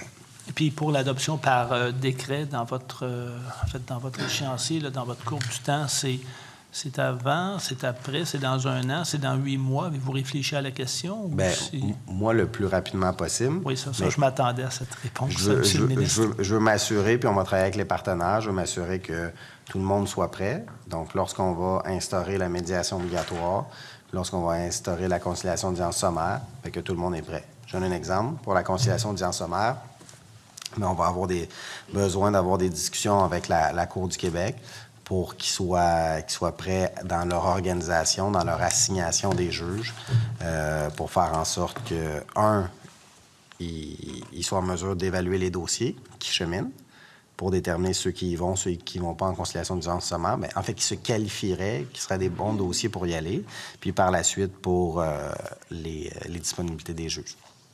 En matière de médiation obligatoire, on l'a entendu, il y a des groupes de médiateurs, il y a des spécialistes en droit de la famille qui nous ont dit qu'il n'y avait pas assez de médiateurs, il y avait une pénurie. plusieurs se désengagent parce que les tarifs du gouvernement ne sont pas suffisants. Donc, puis là, ça va devenir obligatoire. Avez-vous l'intention d'augmenter les tarifs, de les ajuster? Comment vous allez faire s'il y a une pénurie? Parce que là, ça ne va pas fonctionner. Là. Et je dois avouer que j'ai une inquiétude à ce sujet. Bien, on travaille toujours dans la direction de bonifier l'ensemble des tarifs du monde de la justice. Donc, vous avez vu l'an passé, on a conclu une entente avec le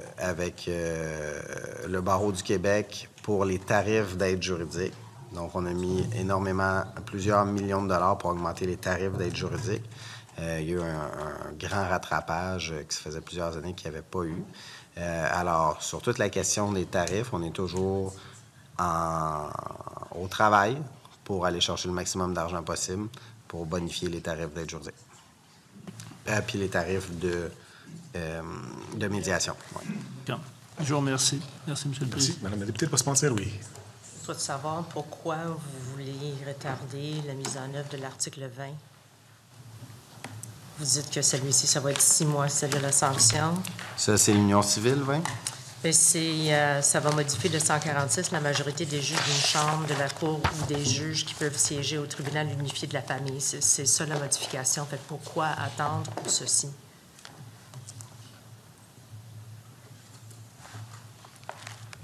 Si on va déjà avoir des dispositions en vigueur. Ça, c'est en ce qui concerne l'Union civile.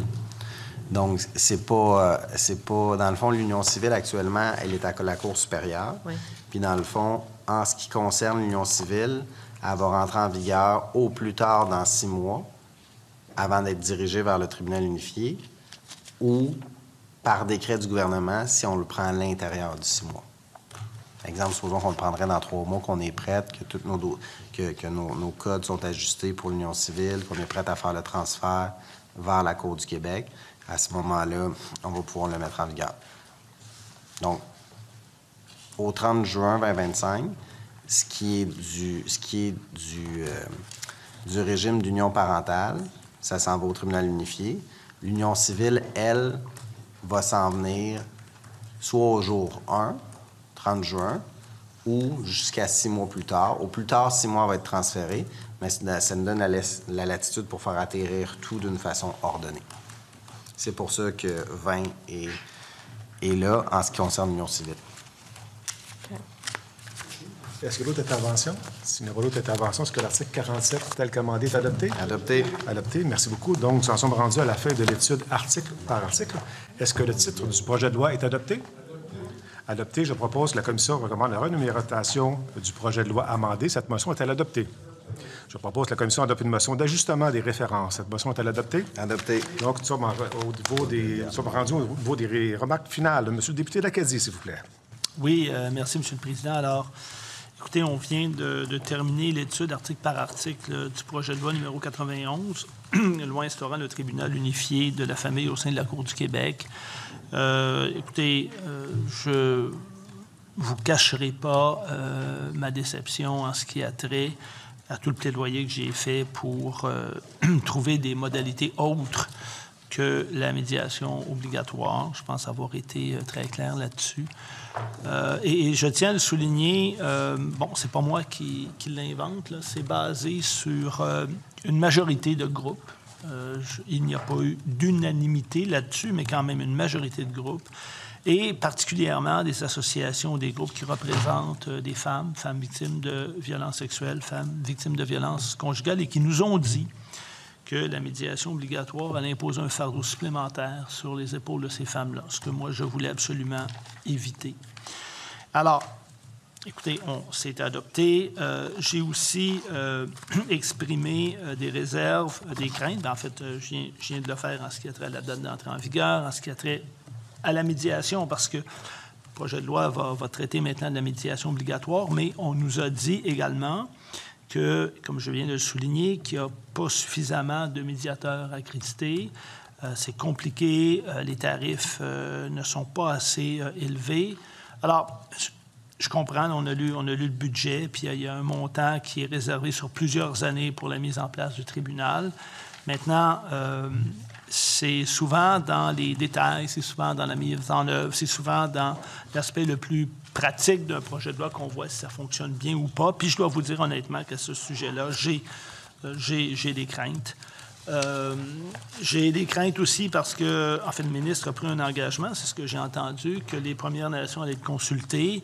C'est un nouveau mode de régler des dossiers avec un nouveau tribunal qui va être à la Cour du Québec. Alors, j'espère qu'on prendra en considération, qu'on rencontrera, qu'on écoutera les membres des Premières Nations qui ont suivi également nos travaux et qui avaient des questions et certaines inquiétudes. Je vous dirai, en terminant, que si j'ai proposé un amendement qui a été accepté par M. le ministre et qu'on a inséré à 1.1 du projet de loi, bien, c'était, entre autres, pour faire en sorte que les justiciables puissent avoir accès plus rapidement à une série de services qui seront désormais et éventuellement donnés par la Cour du Québec, notamment en ce qui a trait à toute la question liée concernant les aliments dus à un enfant dans le domaine, évidemment, de la garde, pour pas que les parents aient à se promener entre la Cour supérieure et la Cour du Québec. C'est un petit pas. Plusieurs experts sont venus nous dire que ça n'allait pas nécessairement simplifier les processus. On va voir après l'entrée en vigueur ce que ça va donner. J'espère que ce sera le plus simple possible pour les contribuables, les justiciables qui devront s'adresser à la Cour. En terminant, Monsieur le Président, permettez-moi de remercier ma collègue, la députée de Westmount-Saint-Louis, qui m'a accompagné dans ce projet de loi qui est toujours là, qui a des bonnes questions. On aborde les projets de loi souvent avec deux angles différents, mais c'est une très belle complémentarité et ça permet de faire avancer la législation. Donc, je tiens à la remercier publiquement, ainsi que M. Bourret, le recherchiste qui travaille toujours avec moi dans les dossiers de justice, et il y en a eu plus qu'un depuis le début de cette législature. Permettez-moi également de remercier M. le ministre, les collègues de la banquette gouvernementale et aussi tous les membres du ministère qui l'accompagnent ainsi que de son cabinet. Ils sont toujours là pour nous aider, pour répondre à nos questions, pour apporter des éléments de réponse supplémentaires, ce qui aide d'une façon importante évidemment, les députés dans leur travail de législateur. C'est très important et je tiens à le souligner, ainsi que les membres du cabinet de M. le ministre qui sont toujours là pour aider, pour travailler. Et évidemment, c'est quelque chose qui est très apprécié. Je veux aussi remercier tous les groupes qui sont venus et qui ont continué de nous alimenter dans le cadre de ce projet de loi. C'est une nouvelle étape qui est franchie. Donc, il y a des gens qui ont pris ça très au sérieux et qui sont venus nous parler, qui ont produit des mémoires dans un temps rapide.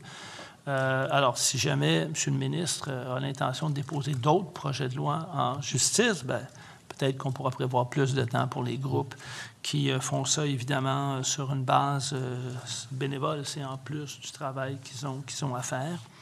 Je tiens aussi à remercier tout le personnel de l'Assemblée nationale, sans qui on ne pourrait pas faire notre travail, que ce soit à la régie ou que ce soit avec vous, Monsieur le Président. Et finalement, il faut remercier vous, Monsieur le Président. Vous conduisez toujours nos travaux d'une façon de maître, c'est toujours efficace, mais c'est toujours dans un climat qui est très agréable. Et ça, je l'apprécie vivement. Alors, je tenais à vous le souligner. J'espère ne pas oublier personne. Si je l'ai fait, c'est d'une façon bien involontaire, mais j'apprécie toujours, M. le Président, venir travailler ici à la Commission des institutions. Je vous remercie. Merci. M. le député Lacazzi. M. le député Saint-Jean, s'il vous plaît. Merci beaucoup, M. le Président. Depuis le temps qu'on est avec vous, en tout cas, moi et vous, en Commission des institutions, vous aviez deviné que je voulais rajouter mon petit grain de sel dans les remarques finales. Parce que c'est important du point de vue des législateurs qui ne sont pas au cœur des débats de l'étude détaillée, mais quand même, on assiste, on ne fait pas juste voter, on comprend ce qui se passe, puis c'est important de rajouter notre vision à la fin de la journée.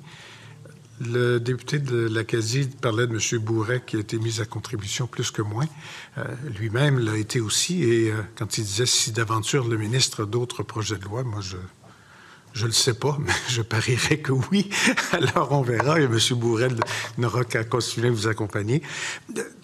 Deux choses à dire rapidement, ça ne sera pas très long. La première, c'est que le ministre a tellement fait montre et preuve depuis le début de toutes les réformes qu'il nous a présentées ici et qui ont été adoptées, d'un intérêt particulier pour les victimes, que j'ai beaucoup apprécié son ouverture par rapport à l'accommodement ou l'adaptation des règles par rapport à la médiation pour ce qui est des femmes qui pourraient être victimes de violences conjugales et qui étaient de l'avis de plusieurs témoins. Vous avez raison, monsieur le député de l'Acadie, plus à risque là-dedans et plus difficilement capable de traverser le processus. Je pense que ce que le ministre a accepté d'ajouter en amendement va régler une grosse partie de ça. Mais ce que je retiens surtout, c'est que même les groupes dont vous parliez qui n'étaient pas favorables à la médiation obligatoire, tout le monde qui est venu nous voir accueillait les bras ouverts l'idée d'avoir un tribunal unifié et on le réclamait depuis une cinquantaine d'années dans le cas de certaines personnes qui nous disaient que ça faisait 50 ans qu'on l'attendait. Soit il va commencer par des petits pas, mais comme le ministre de la Justice marche très vite, je suis là pour la suite et je suis certain que ça va bien fonctionner. Merci, M. le Président. Merci, Madame la députée de Westmount, Saint-Louis, s'il vous plaît. Oui, mais je ne vais pas répéter tous les remerciements de mon collègue parce que je pense que c'était complet. Mais en général, merci à tout le monde. C'était très intéressant de siéger dans cette commission, surtout pour ce projet de loi, parce que c'est vrai, ça va être un changement pour plusieurs personnes, plusieurs familles. Ça me désole qu'on va toujours avoir les deux systèmes qui vont être en place, puis que j'ai hâte vraiment à savoir la prochaine étape en ce qui concerne les négociations avec la Chambre supérieure, parce que c'est quelque chose que nous avons laissé à côté. Et j'ai des craintes qu'on va avoir de la confusion dans le réseau. Bref, que je comprends qu'on va avoir une formation, puis c'est pas tous les articles qui vont être mis en œuvre dès l'adoption de la loi. Mais quand on écoute les groupes, que je remercie, entre autres pour les mémoires, pour les témoignages, les présentations, puis tous les commentaires que nous avons reçus aussi, on a des craintes que ça va créer une confusion. Alors, j'espère que ce serait quelque chose qui sera réglé le plus rapidement possible. Et je reflète les préoccupations de mon collègue, le député de l'Acadie, en ce qui concerne la médiation obligatoire. Je pense que nous avons tous entendu les plaidoyers des groupes, surtout ceux qui représentent les droits des femmes victimes de violences, qui ont partagé des grandes craintes et des grandes préoccupations en ce qui concerne la victimisation des victimes dans un système d'obligation, malgré que je comprends qu'il y a eu quelques petites souplesses. Ça reste que les victimes, va falloir qu'ils divulguent, qu'ils sont victimes, qui leur exposent, encore une fois, envers leur agresseur, qui soulève une grande préoccupation, surtout qu'on sait que c'est difficile de détecter le contrôle coercitif. Fait que voilà, je partage mes grandes préoccupations, mais je comprends que c'est un changement qui a été souhaité depuis très longtemps. Et mes dernières remarques sont pour mon collègue, le député de l'Acadie.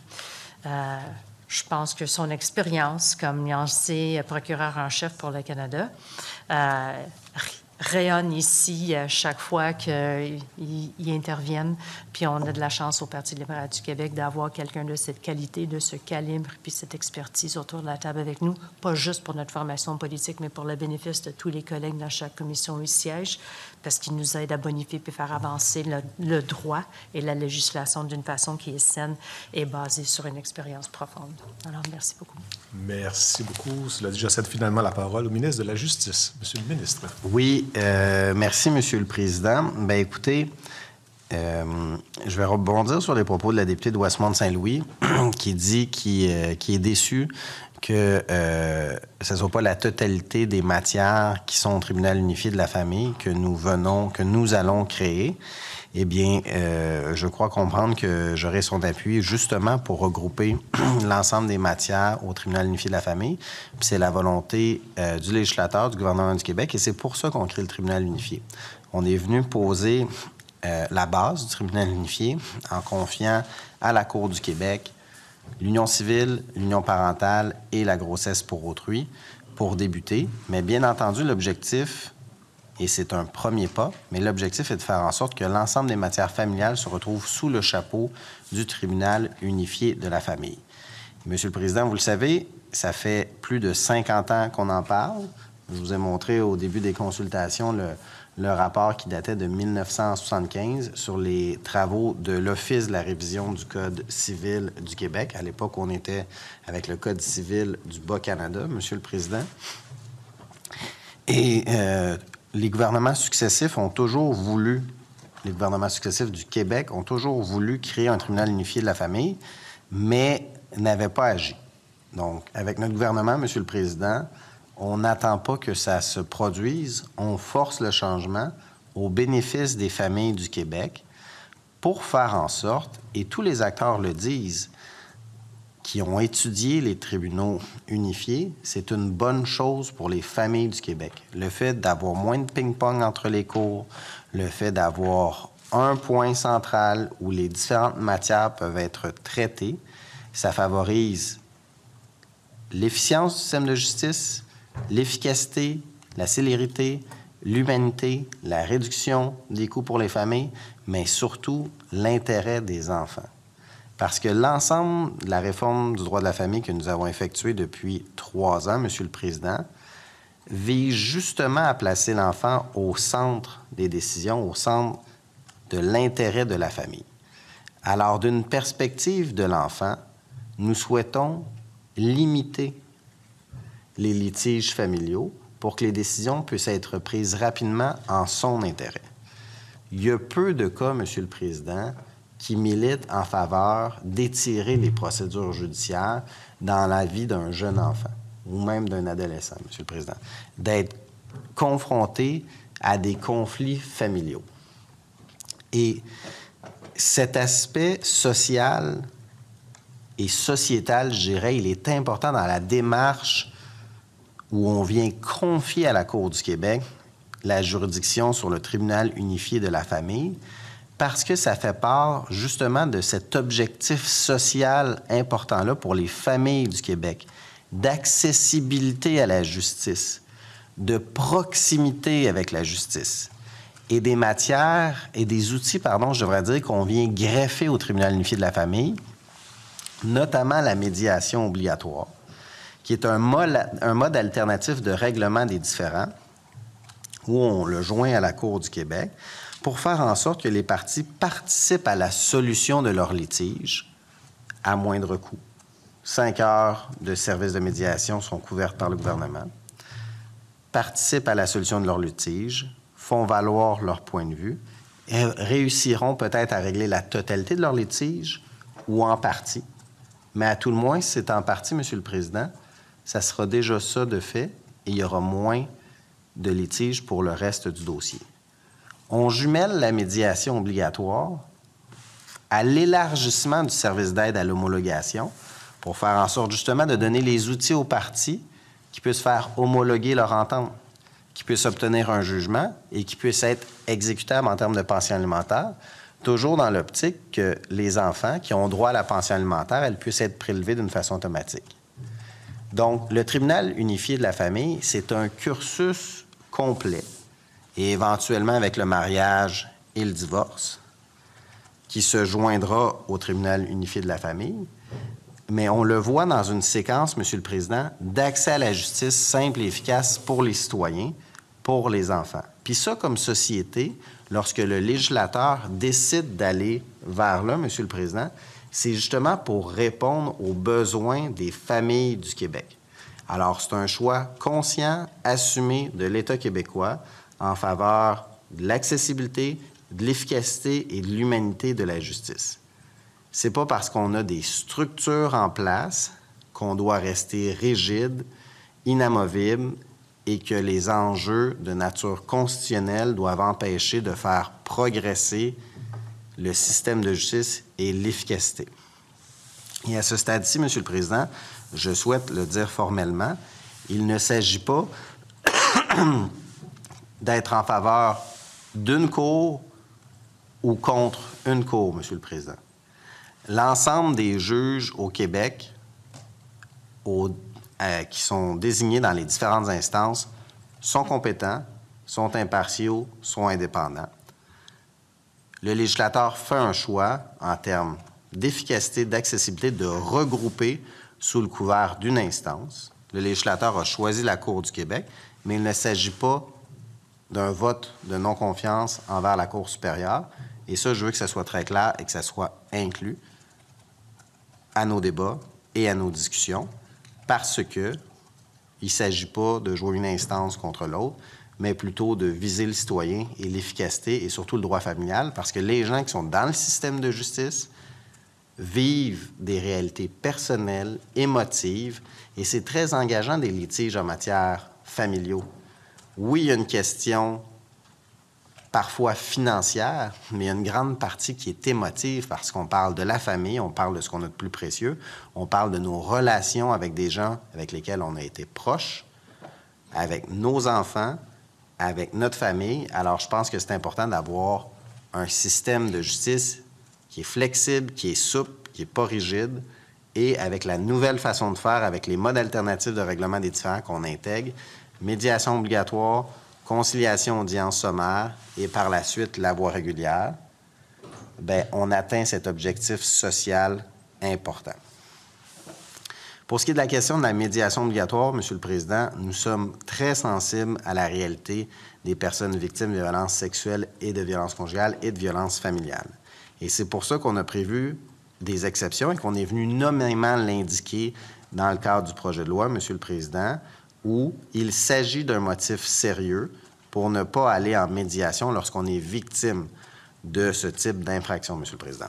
Et ça signifie que la personne victime pourra, sur simple allégation, et je l'ai dit, c'est pas assermenté, c'est pas susceptible d'être interrogé, c'est uniquement « je suis victime de violence » dans un formulaire qu'on va développer, M. le Président, confidentiel.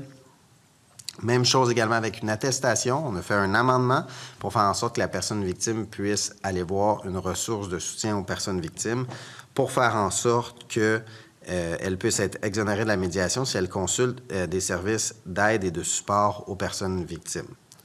On a également retranché du projet de loi, suite aux commentaires des groupes, le fait qu'une personne pouvait être pénalisée si elle alléguait ou elle attestait qu'elle était victime et que la déclaration était mensongère, parce que nous ne souhaitons pas mettre de barrière à la dénonciation. Une victime ou une personne qui croit en être victime, il n'y a pas de doute à avoir sur la dénonciation.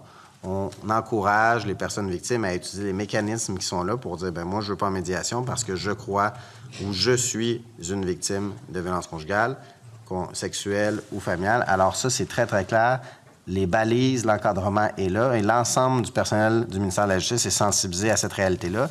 Et les différentes ressources sont là pour les personnes victimes si vous adressez dans les différentes institutions. Également, on a mis en place la ligne Rebâtir, qui est 4 heures de services juridiques gratuits qui vont permettre de pouvoir renseigner les personnes victimes. Ça fait partie des outils qui sont disponibles pour les personnes victimes. Donc, Monsieur le Président, on confie à la Cour du Québec l'union civile, l'union parentale, ainsi que la grossesse pour autrui. La Cour du Québec va pouvoir désormais statuer sur la pension alimentaire, la garde d'enfants, le partage du patrimoine familial, avec la médiation obligatoire, la conciliation, audience sommaire et le développement du service d'aide à l'homologation pour le premier jugement. Je pense que ça, c'est de la véritable déjudiciarisation, c'est des modes alternatifs. Et lorsqu'on parle d'une justice plus centrée sur les besoins des Québécois, bien, ça en fait partie. On a fait le tribunal spécialisé qui est centré sur le besoin des personnes victimes. Là, on est centré sur le besoin des familles, les besoins des enfants, et on va continuer de travailler en ce sens-là. Alors, Monsieur le Président, je vous remercie, vous, pour avoir présidé nos travaux. Je tiens à remercier l'ensemble des députés de la partie gouvernementale qui, sans relâche, appuient les différentes réformes que, comme gouvernement, nous faisons afin de rendre le système de justice plus humain au bénéfice de l'ensemble des justiciables du Québec. Alors, vous me permettrez de remercier la députée de Laval-des-Rapides, le député de Saint-Jean, le député de Vanier-les-Rivières, la députée de Vimont, la députée d'Anjou-Lauriel, le député de Portneuf. De remercier également mes collègues des oppositions, le député de l'Acadie, qui est fidèle au poste, la députée de Westmount également. Westmount-Saint-Louis. Saint-Louis. La députée de Saint-Anne et la députée de Vaudreuil. Vous me permettrez également de remercier l'ensemble du personnel de la commission, Monsieur le secrétaire, Madame au temps, à la gestion du temps, les gens à la sonorisation, à l'audiovisuel, à la traduction. Également, vous me permettrez de remercier l'ensemble des équipes du ministère de la Justice qui travaillent au ministère de la Justice en matière d'orientation, législation, services de justice, aide aux personnes victimes notamment. Alors, Maître Élise Labrec, sous-ministre associée aux orientations et à l'accès à la justice, Maître Cathy Pomerleau, Maître Anne-Sophie B. Lamontagne, Maître Catherine Dauteuil, Maître Nancy Allaire, Maître José Lalancette, Maître Annie Gauthier, Maître Mathieu Thériault, Madame Marie-Hélène Filteau, Maître Marie-Catherine Bolduc, Maître Jean-François Beaupré, Maître Hugo Jean, Monsieur Albert Besnier, Monsieur Jean-François Ducré-Robitaille, Madame Caroline Dion, Maître Gaston Pelletier, Maître Yann Duguay, Maître Sophie Vizina, Maître Lydia Leclerc, Maître Mère-Michel Desrochers, Maître Sophie Janca, Monsieur... OK. Maître Jessica Trottier, Maître Christine Lavoie, Maître Isabelle Dupont, Maître Marie-Ève Thériault, Monsieur Gabriel Lacroix-Dufour.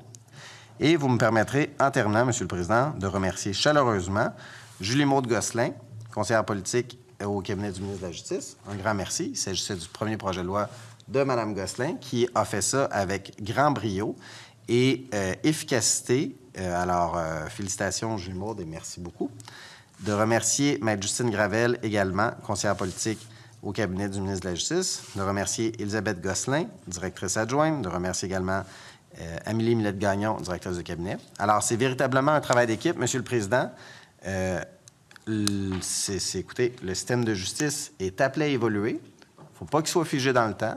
Et aujourd'hui, et la semaine prochaine, fort probablement lorsque le projet de loi va être adopté, bien, on pourra dire que tous ensemble, on contribue au bien-être des familles pour amener des règlements de dossiers plus rapidement au bénéfice des familles à moindre coût et surtout d'avoir une justice qui est plus humaine. Alors, merci beaucoup, Monsieur le Président. Merci beaucoup, M. le ministre. Cela dit, la commission ayant accompli son mandat, ajoute ses travaux, ce n'est dit, et on se dit à bientôt. Merci beaucoup. Bonne journée.